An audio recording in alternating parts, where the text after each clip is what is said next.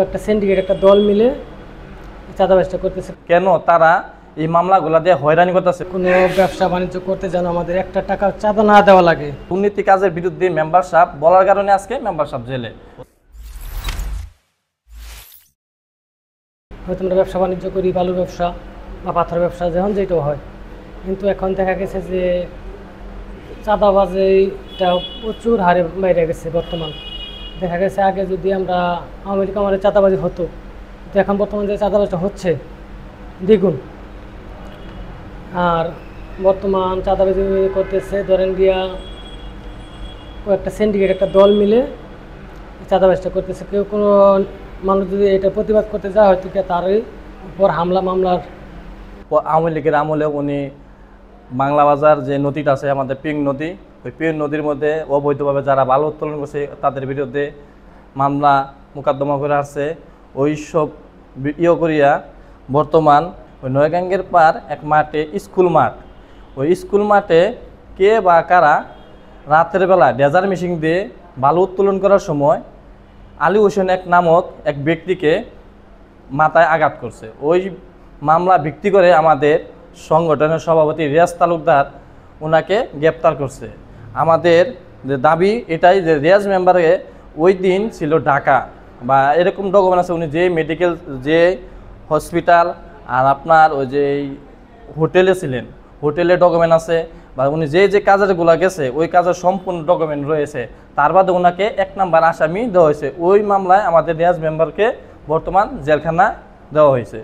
বিগত আওয়ামী লীগ সরকারের আমলেও অনেকবার সেই চাঁদাবাজির বিরুদ্ধে কথা বলতে গিয়ে অনেক অত্যাচার জুলুমের শিকার হয়েছে। সে একজন বিএনপির ত্রাণ বিষয়ক সম্পাদক। আর এখন বর্তমান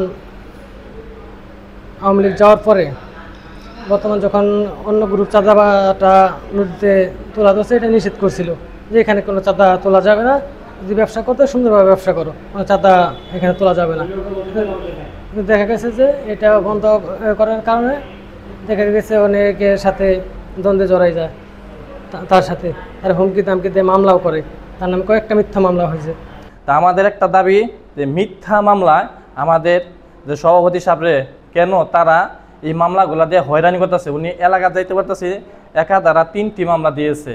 এতে যারা অবৈধভাবে বালু উত্তোলন করতেছে তাদের বিরুদ্ধে মামলা করার কারণে বারবার নির্যাতিত করতেছে আমাদের এই সভাপতি রিয়াজ মেম্বার, সাবেক ইউপি মেম্বার। গোয়াইনঘাট উপজেলার বালু লুটের নির্যাতন ও জুলুমের শিকার হয়ে আজ আমরা অন্তত 12 কেন্দ্রের মন নিয়ে আপনাদের সামনে হাজির হয়েছি। আমরা বাংলা বাজার মুক্তলা ব্যবসায়ী সমিতির নেতৃবৃন্দ। পরিবেশ ধ্বংস করে নির্বিচারে বালু লুটপাট ও বালু খেকুদের কোটি কোটি টাকা চাঁদাবাজির কারণে আমরা প্রকৃত ব্যবসায়ীরা এবার অসহায় ছিলাম।